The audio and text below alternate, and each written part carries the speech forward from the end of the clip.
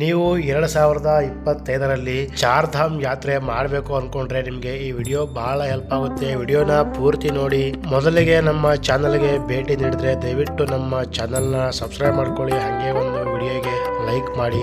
ಈ ವಿಡಿಯೋದಲ್ಲಿ ಮಿಕ್ಕಿರುವ 3 ಧಾಮ್ಗಳು ಯಾವಾಗ ಓಪನ್ ಆಗ್ತವೆ ಅಂತ ಹೇಳ್ತಾ ಇದೆ. ಹಿಂದಿನ ವಿಡಿಯೋದಲ್ಲಿ ಕೇದಾರ್ನಾಥ್ ಯಾವಾಗ ಓಪನ್ ಆಗುತ್ತೆ ಅಂತ ಹೇಳುವಾಗ ಮಿಕ್ಕಿರುವ 3 ಧಾಮ್ಗಳು ಯಮುನೋತ್ರಿ, ಗಂಗೋತ್ರಿ ಮತ್ತು ಬದ್ರಿನಾಥ್ ಇವು ಯಾವಾಗ ಓಪನ್ ಆಗ್ತವೆ ಅನ್ನೋದನ್ನ ಈ ವಿಡಿಯೋದಲ್ಲಿ ನೋಡ್ಕೊಂಡು ಬರೋಣ. ನಿಮಗೆ ಕರ್ನಾಟಕದಿಂದ ಚಾರ್ಧಾಮ್ ಯಾತ್ರೆ ಯಾವ ರೀತಿ ಮಾಡಬೇಕು ಅನ್ನೋದು ಗೊತ್ತಿಲ್ಲ ಅಂದ್ರೆ ನಮ್ಮ ಚಾನಲ್ ಅಲ್ಲಿ ಅದಕ್ಕೋಸ್ಕರನೇ ಒಂದು ಸೆಪರೇಟ್ ಆಗಿ ವಿಡಿಯೋ ಮಾಡಿದೀನಿ, ನೀವು ಹೋಗಿ ನೋಡಿ.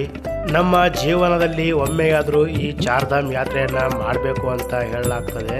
ನಾವು ಚಾರ್ಧಾಮ್ ಯಾತ್ರೆ ಮಾಡೋದ್ರಿಂದ ನಮ್ಮ ಪಾಪ ಕರ್ಮಗಳೆಲ್ಲ ನಿವಾರಣೆ ಆಗ್ತವೆ ಅನ್ನೋ ನಂಬಿಕೆ ಇದೆ. ಈ ಚಾರ್ಧಾಮ್ಗೆ ಛೋಟಾ ಚಾರ್ಧಾಮ್ ಅಂತಾನೂ ಕರೆಯಲಾಗ್ತದೆ. ಛೋಟಾ ಚಾರ್ಧಾಮ್ ಅಂದ್ರೆ 4 ಚಿಕ್ಕ ಧಾಮ್ಗಳು. ಇನ್ನು ನಮ್ಮ ಭಾರತದ ಅತಿ ದೊಡ್ಡ ಚಾರ್ಧಾಮ್ಗಳು ಪೂರಿ, ದ್ವಾರಕಾ, ರಾಮೇಶ್ವರಂ ಹಾಗೂ ಬದ್ರಿನಾಥ್. ಇವು ಭಾರತದ ಅತಿ ದೊಡ್ಡ ಚಾರ್ಧಾಮ್ ಕ್ಷೇತ್ರಗಳು. ಯಮುನೋತ್ರಿ, ಗಂಗೋತ್ರಿ ಮತ್ತು ಕೇದಾರ್ನಾಥ್, ಬದ್ರಿನಾಥ್ ಇವು ಭಾರತದ ಚಿಕ್ಕ ಚಾರ್ಧಾಮ್ಗಳು. ಆವಾಗಲೇ ಹೇಳಿದಾಗೆ ಇನ್ನು ಮುಕ್ಕಿರುವ 3 ಧಾಮ್ಗಳು ಯಾವಾಗ ಓಪನ್ ಆಗ್ತವೆ ಅಂತ ನೋಡಿದ್ರೆ, ಮೊದಲನೇದಾಗಿ ಯಮುನೋತ್ರಿ, ಇದು ಏಪ್ರಿಲ್ 30ನೇ ತಾರೀಕು ಓಪನ್ ಆಗುತ್ತೆ.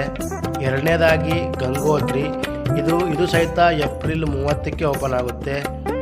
ಇನ್ನು ಬದ್ರಿನಾಥ್ ಇದು ಮೇ 2ನೇ ತಾರೀಕು ಓಪನ್ ಆಗುತ್ತೆ. 2025ರಲ್ಲಿ ಈ ರೀತಿಯಾಗಿ ಓಪನ್ ಆಗಲಿವೆ ಚಾರ್ಧಾಮ್ ಕ್ಷೇತ್ರಗಳು. ನಾನು ಕೇದಾರ್ನಾಥ್ದು ಇನ್ನೊಂದು ವಿಡಿಯೋ ಮಾಡಿದ್ದೀನಿ, ಹೋಗಿ ನೋಡಿ. ಅದು ಕೇದಾರ್ನಾಥ್ ಯಾವಾಗ ಓಪನ್ ಆಗುತ್ತೆ ಅನ್ನೋದ್ರ ಬಗ್ಗೆ ಆ ವಿಡಿಯೋದಲ್ಲಿ ಮಾಹಿತಿ ಇದೆ. ಇದೇ ಥರದ ಹೆಚ್ಚಿನ ವಿಡಿಯೋಗಳಿಗಾಗಿ ನಮ್ಮ ಚಾನಲ್ನ ದಯವಿಟ್ಟು ಸಬ್ಸ್ಕ್ರೈಬ್ ಮಾಡ್ಕೊಳ್ಳಿ.